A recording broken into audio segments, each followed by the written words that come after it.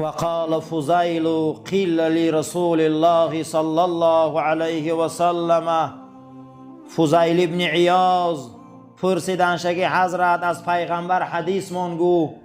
حضرت فرمود که روز در جمعیت از پیغمبر پرسیدند فلانی روزه میگیره، شبا نماز میخونه، لیکن زبانش بده، همسایه هاش غم میتیه، چی گفتنی در حق این؟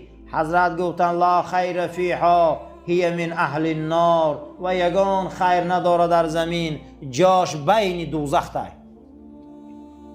نماز میخونه، روزه داره، خوبه، اما زبانی پلید داره. گفت همسایه‌اش غم میتیه، ای زبانش مردم آزاره. پیغمبر گفت جاش میان جهنمه. و قال ابو درداء سمعت رسول الله صلی الله علیه و سلم یقول اول ما یوضع فی المیزان حسن الخلق و السخاء.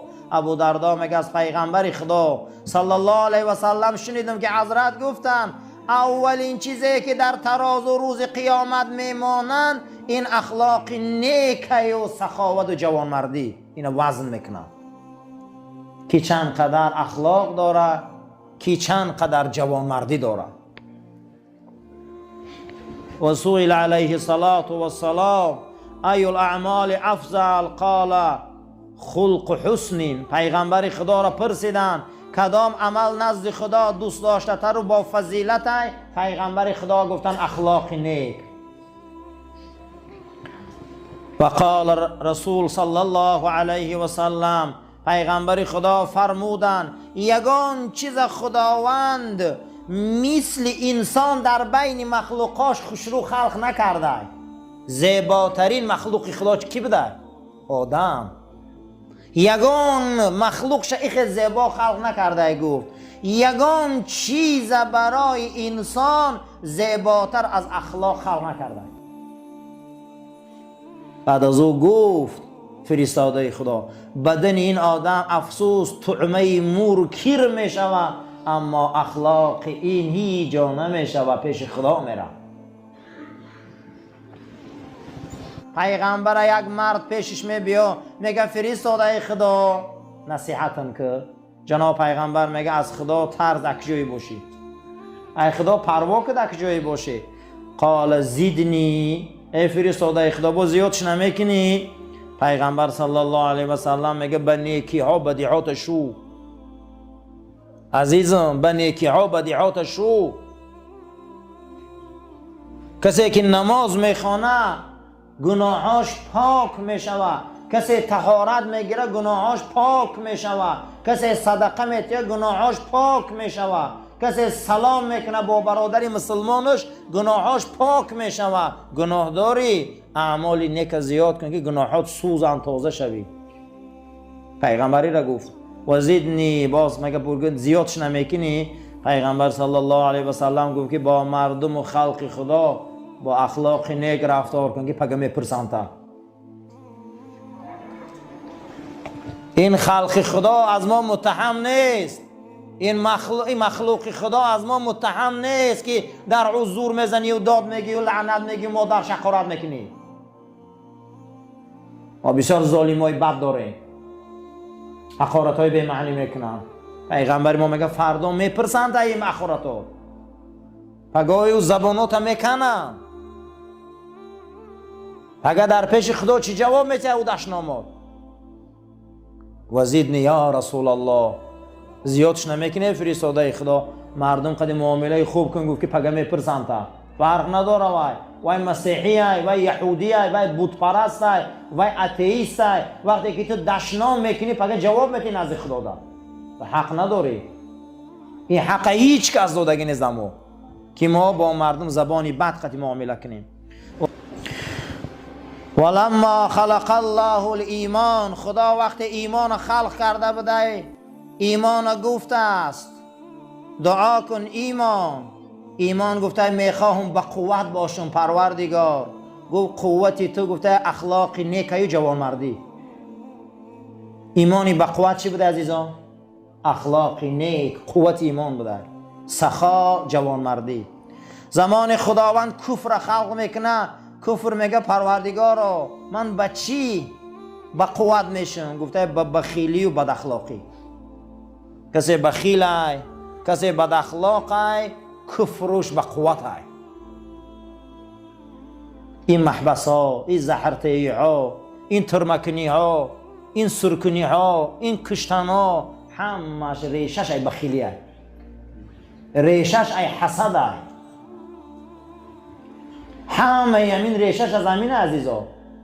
دو چیز آدم به کفر میبره، یکی بخل و حسد، دیگر نفس. ان الله اختلس هذا الدين لنفسه ولا يصلح لدينكم الا السخاء وحسن الخلق الا فزینوا دینکم بهما. جناب پیغمبر صلی الله علیه و سلم گفتیان هر انسان رقیق خداوند در دین مخلیصش کنه، دینش میخواه از زینت، هیچ محل دین شما زینت نمییابه تا شما جوان مرد نشوه، تا دین شما زینت نمییابه تا شما نیک اخلاق نشوه.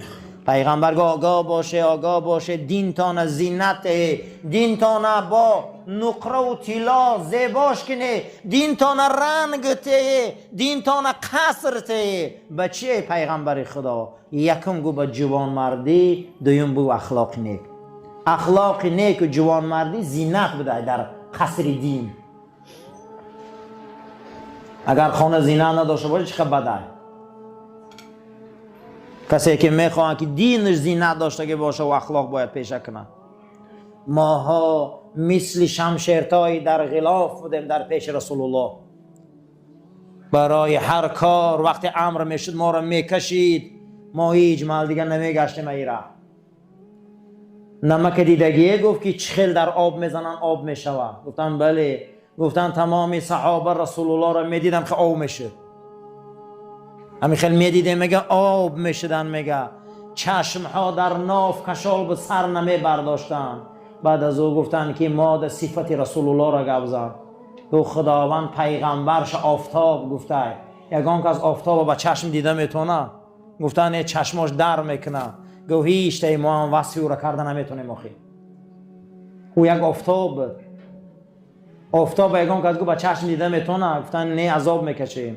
گو وقتی که میبر آمد رنگ آفتاب روشن بود، ما آب میشیدیم در پیشش، خپ میکشیدیم در پیشش. رنگ نمکی را که در آب میزنیم ملایم میشن که ملایم بدیم. چیزی که میگفت دستا پیشی برده بود. طمعا و سمعا ما اطاعت میکنیم، ما اطاعت میکنیم.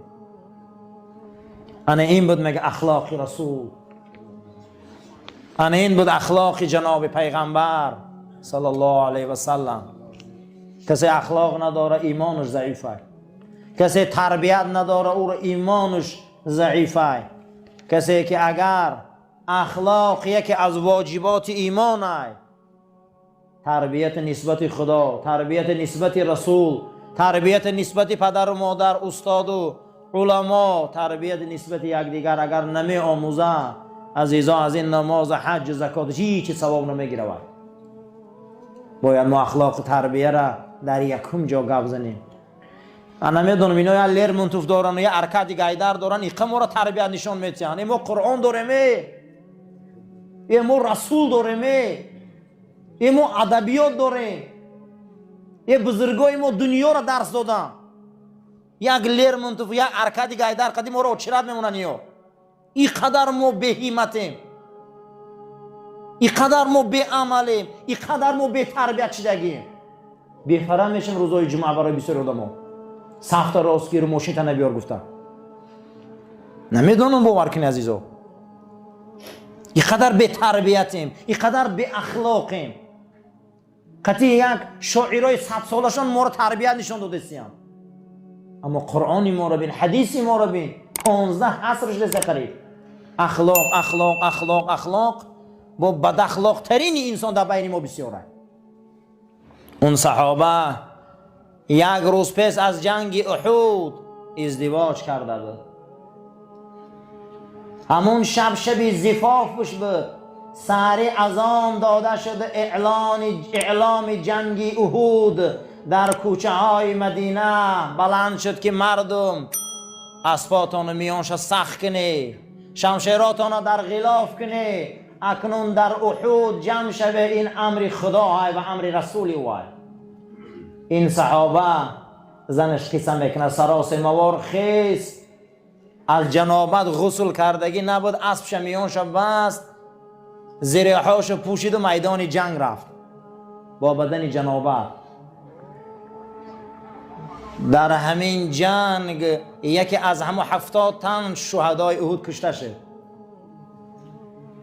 جناب پیغمبر صلی الله علیه و سلم گفت الان سعید من دیدستم ملائکه ها از آسمان آمدن از جنابتش غسلش دادستیم. شما ای را نمیبینه گفت در صحرای احد. من الان ملائکه دیدستم که با تشتای طلایی، با پلتنسه های بهشتی این شهبچه را تازه دارن، این شهبچه را پاک کردستیم. الان این صحنه را من دیدستم. این صحابه بود که غسل او را ملائک داد. عزیزا، اسلام همین گونه دینه. در 70-80 سال میری اما تا همون روز می بیایی به برنامه رسول الله سرخم میکنی، تربیه پیغمبر را گوش میکنی، ملائک برای سرشویت می بیاین. ملائکه ها برای سرشویت می بیاین، اطرافت را می پیچانند. ابوبکر صدیق وقتی در غار ثور بدن، وقتی در غار ثور بدن میگه اگر دشمن همی پایانش نظارت میکرد میدید ما و رسول الله ها. اما پیغمبر نشسته بود. من راستا بودم که یکی از اون مشرکا در آمد پیش ما، در روبروی ما پیشاب کرد، ما را ندید، میگه برآمد رفت. گفتم فرستاده خدا این ما را ندید کو؟ گو ابوبکر الان اطراف ثور و این کوه چنان با بال ملائکه ها پیچاندگی هستند که اینا تو من نمیابند. اگر ما بنده خاصی خدا باشیم از آسمان ملائک میبیاد، گوش میکنن ما را، تماشا میکنن ما را میپیچانن از چشم دشمنامون، از چشم حاسدین، از چشم قاصدین، برای آن که اونها نیروهایی هستند که پروردگار برای ما را رویایی میکنن.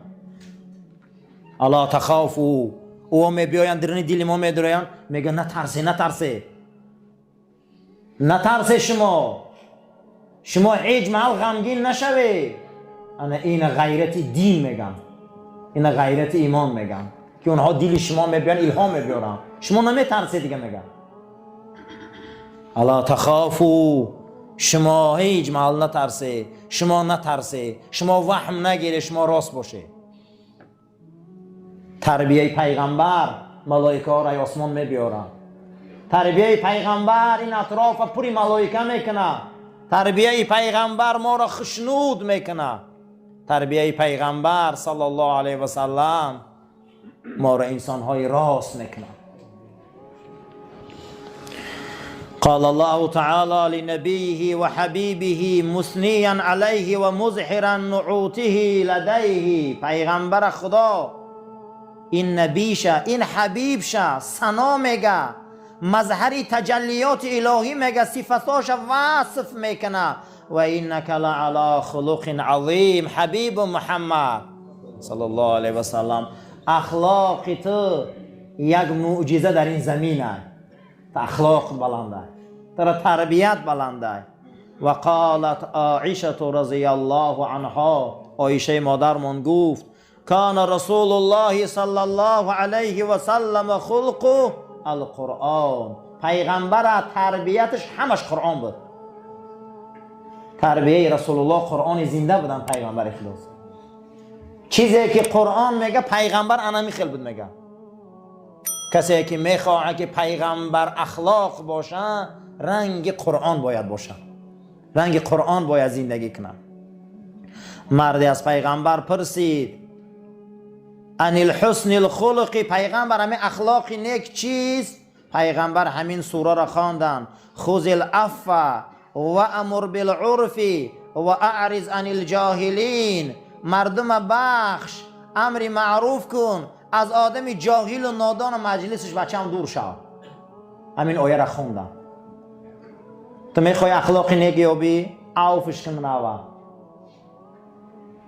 روزه که مکه فتح میشود مشرکین گمان میکنن که پیغمبر که قسم میگیره همه را از تیغ میگذرانه. پیغمبر در سایه کعبه 6 تن سلقینیده. تمام مکه بدگی ها میبیاین میگن فرزندی عمک میدانیم کاری خطا کردیم، عهدا را شکستیم، شما را محروم کردیم، از وطن بیرون کردیم، جنگای زیاد و شورش ها را به میان ماندیم. ما این روزه که میدانیم که تو ظفر یافتی و بزرگ شدی، خطی ما چیکار کردنی؟ میگه اذهبوا و انتم طلقا، بروی همه تا بخشیدگیم، بروی من همه تا بخشیدگیم. میگه اهمیت نمیتیه. در حال نازل میشه و اذا جاء نصر الله. پیغمبر به این بخشیش تا اکنون غلبه خدا آمد. غلبه خدا در اخلاق بوده، یک اخلاق بخشیدن. و رأیت الناس یدخلون فی دین الله افواجا. اکنون بین مردم گروه گروه میبیان به این اخلاقی تو، به این اخلاقی تو میبیاین. فبما رحمت من الله لنت لهم. تو یک رحمت خدا در این زمینی ای حبیب محمد. چقدر تو ملایمی، چقدر تو مهربانی، تو یک لینی، تو مهربانی، تو همین قدر مهربانی که برای اهل ایمان.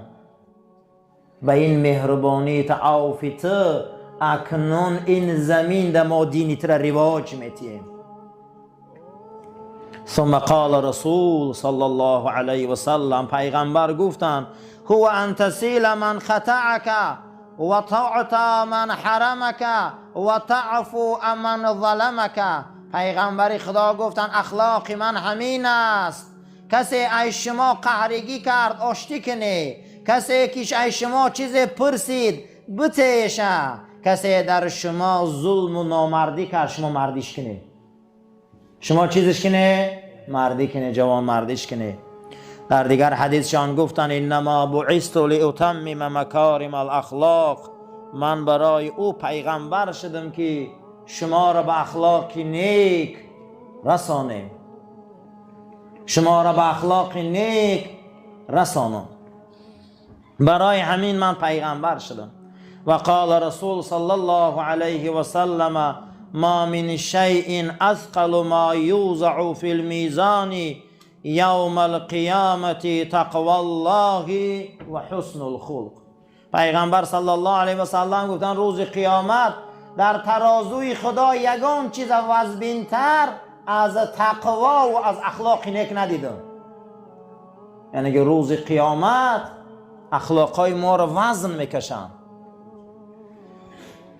و جاء رجل الى رسول الله صلی الله علیه و سلم، مرد پیش پیغمبر خدا آمد گفت دین چیست؟ پیغمبر گفت اخلاق نیک. با طرف شمال چپش آمد دین چیست؟ پیغمبر گفت اخلاق نیک. با از طرف راست آمد گفت دین چیست؟ پیغمبر گفت اخلاق نیک. بعد از او از پشت رفت داد زد که دین چیست؟ گفت اما تفقه چوت نمیفهمی؟ این کرد دین گفت همینه که لا تغضب، غضب نگیر. دین معنیش برادرها یکش اخلاق بده. دیندار آدم به اخلاق باید باشه. از اخلاق با پیغمبر آمد بالای اخلاق دیسه ای کرد غضب نکن، قهر نکن، داد نزن. این همیشه گفت دینه. صفا رو راست گیره، تلفن ها رو خاموش کنین، آماده به نماز باشین. اللهم ربنا تقبل منا انك انت السميع العليم وتب علينا انك انت الرؤوف الرحيم برحمتك يا ارحم الراحمين.